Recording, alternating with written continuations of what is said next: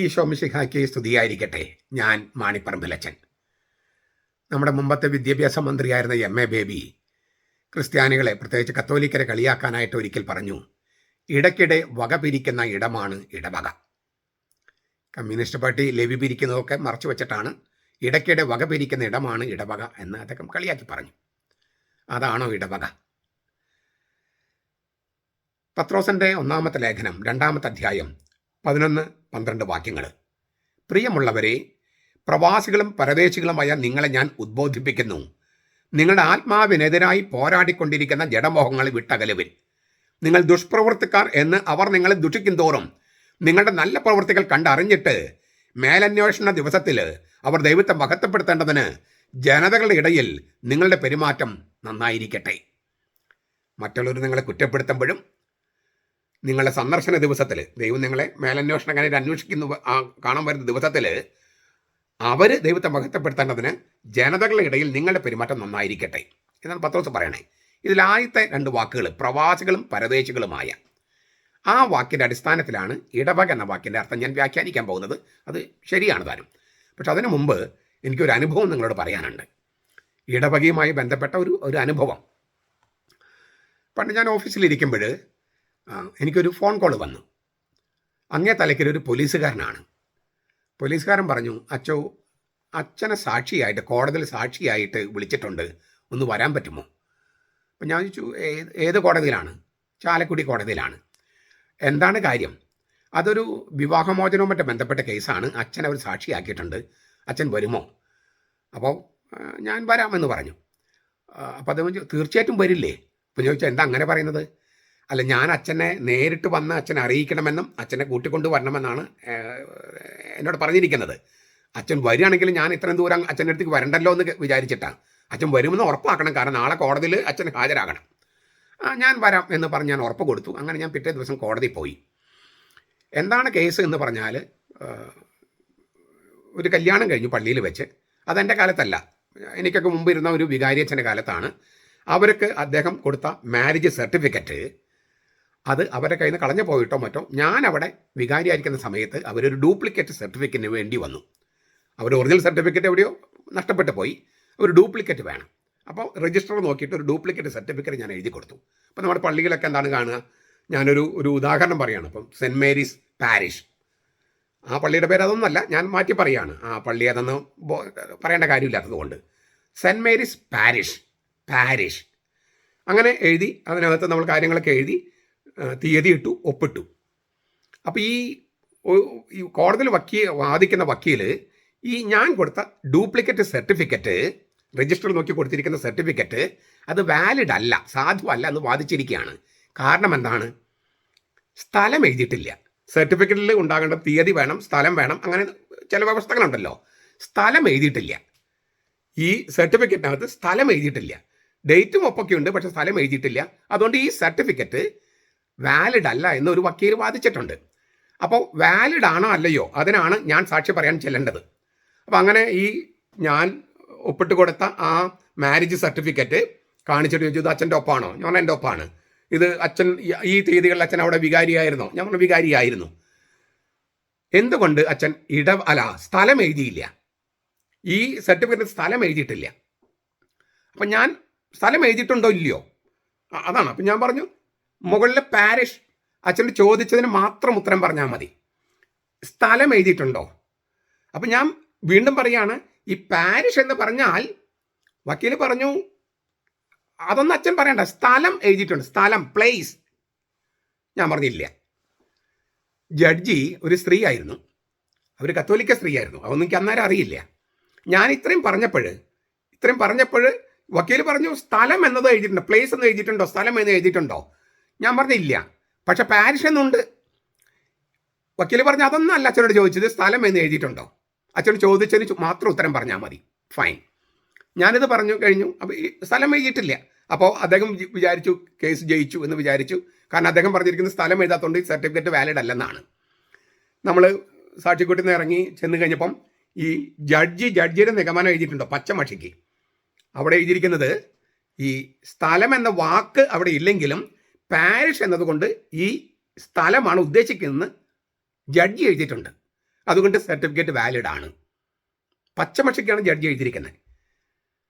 ഞാൻ അതിൻ്റെ താഴെ ഒപ്പിട്ടു. അപ്പം എൻ്റെ ആർഗ്യുമെന്റ് കറക്റ്റായി. അതായത് സ്ഥലം എന്ന വാക്ക് അവിടെ ഇല്ലെങ്കിലും സ്ഥലം എന്ന അർത്ഥമുള്ള പാരിഷ് എന്ന് അവിടെ എഴുതിയിട്ടുണ്ട്. സ്ഥലം എന്ന വാക്ക് അവിടെ ഇല്ലെങ്കിലും സ്ഥലം എന്ന അർത്ഥമുള്ള പാരിഷ് എന്ന വാക്ക് അവിടെയുണ്ട്. അതിന് സ്ഥലം എന്നാണ് അർത്ഥം. ആ സ്ഥലം എന്ന് ഉദ്ദേശിക്കുന്നുണ്ട്. അതുകൊണ്ട് ഈ സർട്ടിഫിക്കറ്റ് വാലിഡ് ആണ് എന്നാണ് ജഡ്ജി എഴുതിയിരിക്കുന്ന പച്ചമഷയിൽ. ഞാൻ അതിന് താഴെ ഒപ്പിട്ട് കൊടുത്തു. നമ്മുടെ കറക്റ്റായി. ഈ സർട്ടിഫിക്കറ്റ് വാലിഡ് ആണ്. അതൊരു ജഡ്ജി കത്തോലിക്ക സ്ത്രീ ആയതുകൊണ്ടായിരിക്കണം പാരിഷ് എന്നതിന് ഇടവക എന്ന അർത്ഥമുണ്ട് എന്ന് മനസ്സിലായത്. എങ്കിലും ആ ജഡ്ജിക്കും ഈ പാരിഷ് എന്നതിൻ്റെ മൊത്തം ഡീറ്റെയിൽസ്, ഇടവക എന്നതിൻ്റെ മൊത്തം അതിൻ്റെ അർത്ഥങ്ങളൊക്കെ അറിയുമോ എന്ന് എനിക്ക് അറിഞ്ഞുകൂടാ. ചിലപ്പോൾ അറിയാമായിരിക്കും. കാരണം നിയമം പഠിക്കുമ്പോൾ ഗ്രീക്കൊക്കെ പഠിക്കാൻ സാധ്യതയുണ്ട്. ഗ്രീക്ക് ലത്തീൻ പഠിക്കാതെ നിയമം മുന്നോട്ട് പോകില്ല. കാരണം പല വാക്കുകളും ഇപ്പോഴും ലത്തീൻ ഭാഷയിലേതും ഗ്രീക്ക് ഭാഷയിൽ നമ്മൾ ഉപയോഗിക്കുന്നത്. ഇപ്പം നമ്മൾ തെറ്റായിട്ട് ഉപയോഗിക്കുന്ന ചില വാക്കുകൾ പോലും ഉണ്ട്. ഇപ്പം ലോക്കുസ്താന്തി, നിങ്ങൾ ഏത് ഗ്രൗണ്ടിൽ നിന്നുകൊണ്ടാണ് സംസാരിക്കുന്നത്? ചിലവർ കവിയറ്റ് എന്നൊക്കെ പറയും. കവിയറ്റല്ല, കവയെന്നുള്ളത്. അതായത് കേസ് എടുക്കുന്നതിന് മുമ്പ് എൻ്റെ പക്ഷം കൂടി കേൾക്കണം, അതാണ് കവയെന്ന് പറയണേ. അപ്പം അങ്ങനെയുള്ള ഒരുപാട് വാക്കുകൾ ലത്തീനിൽ നിന്നും ഗ്രീക്കിൽ നിന്നൊക്കെ ഉള്ളത് കൊണ്ട് മിക്കവാറും ജഡ്ജിമാരും ഈ വക്കീലന്മാരൊക്കെ പഠിച്ചിട്ടുണ്ടാകും. ഏതായാലും പാരിഷ് എന്ന വാക്കുമായിട്ട് ബന്ധപ്പെട്ടാണ് നമ്മൾ ഇടവക എന്ന് പറയണു, ഇംഗ്ലീഷിൽ പാരിഷ് എന്ന് പറയണു. എങ്ങനെയാണ് പാരിഷ് എന്ന വാക്ക്, ഇടവക എന്ന വാക്ക് വന്നത്? അതാണ് എനിക്ക് പറയാനുള്ളത്. പത്രോസിലേക്ക് എഴുതിയിരിക്കുകയാണ്. 1-ാമത്തെ ലേഖനം 2-ാമത്തെ അധ്യായം 11-ാം വാക്യത്തിൽ പ്രവാസികളും പരദേശികളുമായ പ്രവാസി, ഗ്രീക്കിലെ പർ ഒയ്ക്കോസ് എന്നാണ്. പർ ഒയ്ക്കോസ് എന്ന് പറഞ്ഞാൽ വീട് എന്നാണ് അർത്ഥം. വീട്, കുടുംബം. അപ്പോൾ കുടുംബത്തിലെ അംഗമായിരിക്കുന്നവരാണ് ഒയ്ക്കോസ്. പർ ഒയ്ക്കോസ് എന്ന് പറഞ്ഞാൽ കുടുംബത്തിൽ അംഗമല്ലാത്തവരെന്നാണ് ആക്ഷരികം. കുടുംബത്തിൽ അംഗമല്ല. അതിൻ്റെ വിശാലമായ അർത്ഥം പൗരനല്ല, ദേശരാഷ്ട്രത്തിൽ പൗരനല്ല, ദേശരാഷ്ട്രത്തിൽ പാർക്കുന്ന അപരിചിതൻ അല്ലെങ്കിൽ വിദേശി. അതാണ് അർത്ഥം. ശ്ലീഹന്മാർ നടപടി പുസ്തകത്തിൽ 7:6 7:29 കാണാം. പൗരനല്ലാത്ത ഒരാൾ, അതായത് ദേശരാഷ്ട്രത്തിൽ പാർക്കുന്ന അപരിചിതനോ വിദേശിയോ, പൗരനല്ല. അതാണ് അർത്ഥം. ഭൂമി, ക്രിസ്ത്യാനികളുടെ പത്രോസ് ഉദ്ദേശിക്കുന്ന അർത്ഥം എന്താണ്? ഭൂമിയിൽ തൽക്കാലത്തേക്ക് വസിക്കുന്ന ക്രിസ്ത്യാനി. ഭൂമിയുടെ പൗരനല്ല, സ്വർഗത്തിൻ്റെ പൗരനാണ്. പക്ഷെ ഭൂമിയിൽ തൽക്കാലത്തേക്ക് വസിക്കുന്ന ക്രിസ്ത്യാനി എന്ന അർത്ഥത്തിലാണ് പത്രോസ് ഉപയോഗിക്കുന്നത്. ഈ പർ ഒയ്ക്കോസ് എന്നുള്ള വാക്ക്, പർ ഒയ്ക്കോസ്, അത് ലത്തീനിൽ പരോഹിയ എന്നായി. പരോഹിയ പർ ഒയ്ക്കോസ് പരോഹിയ എന്ന വാക്ക് ഇംഗ്ലീഷിൽ ഉപയോഗിക്കും. അതിൽ നിന്നാണ് ഈ പാരിഷ്, പരോഹിയരെ അല്ലേ, PAROCHIA, പരോഹിയ. അത് പാരിഷ് എന്ന് എന്നോട് അടുത്ത് വരും. അപ്പോൾ പാരിഷ് എന്നർത്ഥം ഈ പരോഹിയ എന്ന ലത്തീൻ വാക്കിൽ നിന്ന് വരികയാണ്. ആ പരോഹിയ എന്ന വാക്ക് ഇംഗ്ലീഷിൽ ഉപയോഗിക്കും. എന്താണ് അർത്ഥം? ഭൂമിയിൽ തൽക്കാലത്തേക്ക് വസിക്കുന്ന ക്രിസ്ത്യാനി. ഇടത്താവളമാണ് ഭൂമി. ഇടത്താവളത്തെയാണ് പാരിഷ് എന്ന് പറയണേ, ഇടവക എന്ന് പറയണേ. ഇടത്താവളമാണ് ഇടവക. ഇടക്കാലത്തേക്ക് പാർക്കുന്ന ഇടമാണ് ഇടവക. ജനിച്ചു, മാമോസ മുങ്ങി, നീ മരിച്ച് നിത്യജീവിതത്തിലേക്ക് പ്രവേശിക്കണം. ഇതിനിടയിൽ കുറച്ച് നാള് പാർക്കാനുള്ള ഇടത്താവളമാണ് ഇടവക. ഇതാണ് പരോയിക്കോസ് എന്ന വാക്കിൽ നിന്ന് പരോഹിയ, പാരിഷ്, ഇടത്താവളം, സ്ഥലമാണത്. പത്രോസ് മറ്റൊരു വാക്കുകൂടി ഉപയോഗിക്കുന്നുണ്ട്, പരദേശികൾ, പ്രവാസികൾ, പരദേശികൾ. എന്താണ് പരദേശികൾക്കുള്ള വാക്ക്? പാർ എപ്പിദേമോസ് എന്നാണ് ഗ്രീക്ക്. പാർ എപ്പിദേമോസ്. ദേമോസ് എന്ന വാക്കിന് ആളുകൾ എന്നും അർത്ഥമുണ്ട്, ആളുകൾ പാർക്കുന്ന സ്ഥലം എന്നും അർത്ഥമുണ്ട്. ആളുകളെന്നും സ്ഥലം എന്നും അർത്ഥമുണ്ട് ദേമോസ് എന്ന വാക്കിന്. എപ്പിദേമോസ് എന്ന് പറഞ്ഞാൽ ആളുകളുടെ ഇടയിൽ പാർക്കുക, ഒരു സ്ഥലത്ത് പാർക്കുക. അതാണ് എപ്പിദേമോസ് എന്ന വാക്കിനർത്ഥം. പാര എന്ന വാക്കിനോ? പാരാ മെഡിക്കൽ കോളേജ്, പാർശ്വം, പ്രാന്തം, അടുത്ത്, അരികിൽ ഇല്ലേ? Paramedical course, parallel college. പാര എന്ന് പറഞ്ഞാൽ അരികിൽ, പാരക്ലേത്ത ഇല്ലേ, അരികിലേക്ക് വിളിക്കപ്പെട്ടവൻ. അപ്പോൾ പാര എന്ന വാക്കിന് അടുത്ത്, അരികിൽ എന്നൊക്കെ അർത്ഥം. ഈ ഒരു സ്ഥലത്ത് പാർക്കുന്ന ആളുകളുടെ ഇടയിൽ ഇല്ലേ, ആളുകളുടെ ഇടയിൽ പാർക്കുന്നവര്, അല്ലെങ്കിൽ ആളുകളുടെ ഒരു സ്ഥലത്ത് പാർക്കുന്നവര്, അവരുടെ അരികില്, അവരുടെ അടുത്ത് പാർക്കുന്ന ഒരാള്, അതാണ് പാർ എപ്പിദേമോസ് എന്ന് പറഞ്ഞാൽ. ഒരു സ്ഥലത്ത് സ്ഥിരമായി പാർക്കുന്ന ആളുകളുടെ അരികിൽ പാർക്കുന്നവര്. സ്ഥിര താമസക്കാരുടെ അടുക്കൽ, സ്വദേശികളുടെ അരികെ തൽക്കാലത്തേക്ക് പാർക്കുന്ന വിദേശി എന്നാണ് അർത്ഥം. സ്ഥിരതാമസക്കാരായ ആളുകളുടെ അരികില് സ്ഥിരതാമസമല്ലാതെ തൽക്കാലത്തേക്ക് പാർക്കുന്ന വിദേശി, അതാണ് പരദേശി. തദ്ദേശവാസികളുടെ അടുക്കൽ താൽക്കാലിക വാസത്തിനായി വന്നവർ, ഇതാണ് പാർ എപ്പിദേമോസ് എന്ന വാക്കിനർത്ഥം. അതിൻ്റെ ബഹുവചനം പാർ എപ്പിദെമോയ്, ബഹുവചനം. ആലങ്കാരികമായിട്ട് പത്രോസ് ഉപയോഗിക്കുന്നത് ക്രിസ്ത്യാനികളെ കുറിച്ച് ആലങ്കാരികമായിട്ട് ഉപയോഗിക്കുന്നത്, കൃത്യം ആക്ഷരികമായിട്ടല്ല. തീർത്ഥാടകർ എന്ന അർത്ഥമാണ് ചെയ്തത്. തീർത്ഥാടകര്, സ്വർഗം സ്വദേശമായിട്ടുള്ളവര് താൽക്കാലികമായി ഭൂമിയിൽ വസിക്കുന്നു, തീർത്ഥാടകരായി. പ്രവാസി അഥവാ വിദേശി എന്ന സ്ഥിതിയെയാണ് പരോയിക്കോസ് എന്ന് ഊന്നി പറയുന്നത്. പ്രവാസി എന്ന് പറഞ്ഞാൽ പ്രവാസികളും പരദേശികൾ എന്ന് പറഞ്ഞേ. പ്രവാസി എന്ന് പറഞ്ഞത് വിദേശി എന്ന സ്ഥിതി, സ്റ്റാറ്റസ്. അവന്റെ സ്റ്റാറ്റസ് എന്താണ്? വിദേശി. അതിനെയാണ് പരോയിക്കോസ്, പരോഹിയ, ഇടവക എന്ന് പറയണേ.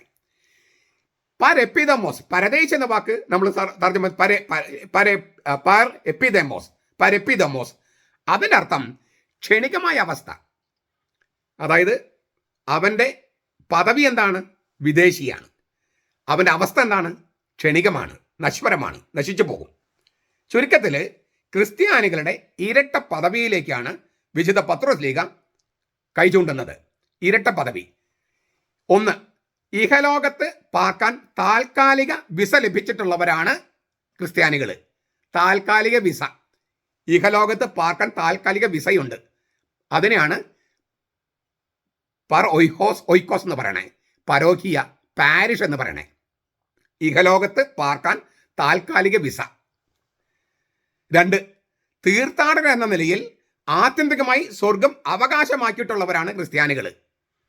തീർത്ഥാടകർ എന്ന നിലയിൽ, അതാണ് പരദേശി, ആത്യന്തികമായി സ്വർഗം അവകാശമായി ലഭിച്ചിട്ടുള്ളവരാണ്. അവർ പ്രവാസികളാണെങ്കിലും ആരാരുമില്ലാത്തവരോ അനാഥരോ അല്ല. സ്വർഗമാണ് അവരുടെ സ്വദേശം. തീർത്ഥാടകരാണ്, പക്ഷേ സ്വർഗമാണ് സ്വദേശം. ഈ അർത്ഥത്തിലാണ് ഈ പരദേശി എന്ന വാക്ക് ഉപയോഗിക്കണേ. അപ്പോൾ ഇടവക എന്ന വാക്കിന് എന്തർത്ഥം വരും? അപ്പോൾ ഇതെല്ലാം കൂടി ചേരുമ്പോൾ ഇന്ത്യയിൽ ഇടപ്രഭുവിൻ്റെ അധികാരത്തിന് കീഴിലുള്ള പ്രദേശം അഥവാ ഇടം, അതിനെയാണ് ഇടവക എന്ന് പറയണേ. ഇടപ്രഭുവിൻ്റെ നാടുവാഴി, ഇടപ്രഭു എന്ന് പറയുക, നാടുവാഴി, ഇടപ്രഭുവിൻ്റെ അധികാരത്തിന് കീഴിലുള്ള പ്രദേശം അല്ലെങ്കിൽ ഇടം. സഭയിൽ അത് ഉപയോഗിക്കുമ്പോൾ സഭാഭരണ സംബന്ധമായ ഒരു ജില്ല, ഒരു സംസ്ഥാനം എന്നീ അർത്ഥങ്ങളാണ് ഇടവക എന്ന വാക്കിന്. എടവക എന്നും ഉപയോഗിച്ചിരുന്നു. ഇടം എന്ന വാക്ക് പണ്ട് എടം എന്നാണ് പറഞ്ഞിരുന്നത്, എടം. അപ്പം എടവക എന്നും പറഞ്ഞിരുന്നു. എടവക, ഇടവക. എടം അഥവാ ഇടം എന്നതിന് സ്ഥലം, വീട്. ഒയ്ക്കോസ്, നമ്മൾ പരോയിക്കോസ് എന്ന് പറഞ്ഞില്ലേ, പരോഹിയ. ഒയ്ക്കോസ് എന്ന് പറഞ്ഞാൽ വീട്, ഭവനം, നമ്മൾ കണ്ടതാണത്. അപ്പോൾ നാടുവാഴിയുടെ വീട് എന്നോ, നാടുവാഴി ഭരിക്കുന്ന ഇടമെന്നോ, നാടുവാഴിയുടെ വീടെന്നോ, നാടുവാഴി ഭരിക്കുന്ന ഇടമെന്നോ ഇടവക എന്ന വാക്കിനർത്ഥം. സഭയിൽ വരുമ്പോൾ ഒരു മെത്രാന്റെ കീഴിലുള്ള ഇടം, ഒരു മെത്രാന്റെ കീഴിലുള്ള ഇടം, ആ സ്ഥലത്ത് പാർക്കുന്നവരുടെ മേലുള്ള അധികാരവും അത് സൂചിപ്പിക്കുന്നു. ഉദയംപേര് സൂനോദോസ് കേരളം മുഴുവൻ ഒരൊറ്റ ഇടവകയായിട്ടാണ് കണ്ടത്. കേരളം മുഴുവൻ ഒരൊറ്റ ഇടവക, പ്രാദേശിക സഭ എന്നാണ് അതിൻ്റെ അർത്ഥം. മലങ്കര ഇടവക എന്നാ പറയുക. മലങ്കര എന്നത് കേരളത്തിലുള്ളൊരു പേരാണ്, മലങ്കര ഇടവക. അത് ഈ സീറോ മലബാർ സഭയെ മൊത്തം ഒരൊറ്റ ഇടവകയായിട്ടാണ് കണ്ടത്. ഇപ്പം നമ്മൾ ഉപയോഗിക്കുന്ന ഒരു പള്ളിയുടെ വികാരിയുടെ കീഴിലുള്ള സ്ഥലം, ഇടം, അധികാരമൊക്കെ അടുത്ത കാലത്ത് ഉണ്ടായ അർത്ഥമാണ്. 1599 ഉദയംപേര് സൂനോദോസ്. അപ്പോഴൊക്കെ ഇടവക എന്ന് പറഞ്ഞാൽ ഒരു സഭ മൊത്തമാണ്. നാടുവാഴിയുടെ കീഴിലുള്ള ഇടം, അവിടെ പാർക്കുന്നവരുടെ മേലുള്ള അധികാരം, ആധ്യാത്മിക അധികാരം, ഇതിനെയാണ് ഇടവക എന്ന് പറയുന്നത്. അപ്പം നമ്മുടെ നാട്ടിൽ ഉപയോഗിക്കുന്ന ഈ ഇടപ്രഭുവിൻ്റെ ഇടവും അധികാര സീമയും ബൈബിളിൻ്റെ സങ്കല്പം എന്താണ്? പർ ഒയ്ഹോസ്, അതായത് കുടുംബത്തിലെ അംഗങ്ങളല്ലാത്തവരുടെ കുടുംബത്തിലെ അംഗങ്ങളുടെ അല്ലാത്തവരുടെ, അതായത് പൗരന്മാരല്ലാത്തവരുടെ സ്ഥിതി, അതായത് പ്രവാസി എന്ന സ്ഥിതി. അപ്പൊ ഈ ഒരു രണ്ടർത്ഥം കൂടി ചേർന്നിട്ടാണ് ഇടവകയാകുന്നത്. ഇടപ്രഭുവിൻ്റെ താവളം, ഇടം. അവിടെ താമസിക്കുന്ന ആരാണ്? പ്രവാസികൾ, പരോയിഖോസ്. അതായത് കുടുംബത്തിലെ അംഗങ്ങളല്ല, പൗരന്മാരല്ല, ഇഹലോകത്തെ പൗരന്മാരല്ല, അവര് സ്വർഗരാജ്യത്തിലെ പൗരന്മാരാണ്. പൗരന്മാരാണെങ്കിലും ഇവിടെ പാർക്കാനുള്ള വിസ കിട്ടിയിട്ടുണ്ട്, അതുകൊണ്ട് അവർ ഇവിടെ പാർക്കുന്നത്. അതിനാൽ അവരുടെ അന്തസ് എന്ന് പറയുന്നത് അവർ പ്രവാസികളാണ്, താൽക്കാലികമായിട്ട് ഇവിടെ പാർക്കാൻ അനുമതിയുള്ളവർ. എങ്കിലും അവരിവിടെ സ്ഥിരതാമസക്കാരല്ലാത്തത് കൊണ്ടും തീർത്ഥാടകരായതുകൊണ്ടും ആ തീർത്ഥാടനത്തിൻ്റെ ലക്ഷ്യം സ്വർഗത്തിലായതുകൊണ്ടും അവർ സ്വർഗം അവകാശമാക്കിയിട്ടുള്ളവരാണ്. അപ്പോൾ സ്വർഗം അവകാശമാക്കിയിട്ടുള്ളവർ തൽക്കാലത്തേക്ക് ഭൂമിയിൽ പാർക്കുന്ന ഇടത്തെയാണ് ഇടവക എന്ന് പറയുന്നത്. സ്വർഗം അവകാശമാക്കിയിട്ടുള്ളവർ തീർത്ഥാടകർ എന്ന നിലയിൽ, സ്വർഗത്തിലേക്ക് പോകുന്ന തീർത്ഥാടകർ എന്ന നിലയിൽ സ്വർഗം അവകാശമാക്കിയിട്ടുള്ളവർ താൽക്കാലികമായിട്ട് പ്രവാസികൾ എന്ന നിലയിൽ താമസിക്കുന്ന ഇടമാണ് ഇടവക. സ്വാഭാവികമായിട്ടും നേരത്തെ ചോദിച്ച ഒരു ആരോപണം ഉണ്ടല്ലോ, ഇടയ്ക്കിടെ അങ്ങനെ പണം പിരിക്കുന്ന സ്ഥലമാണോ ഇടവക? ഞാൻ മുമ്പൊരിക്കൽ പറഞ്ഞിട്ടുണ്ടെങ്കിലും ഒന്നും കൂടി പറയാം. ഈ കുർബാനയ്ക്കിടയിൽ പണം പിരിക്കണമെന്നത് ബൈബിളിൽ പറഞ്ഞിരിക്കുന്നതാണ്, അച്ഛന്മാരും മെത്രന്മാരും പറഞ്ഞിരിക്കുന്ന കാര്യമല്ല.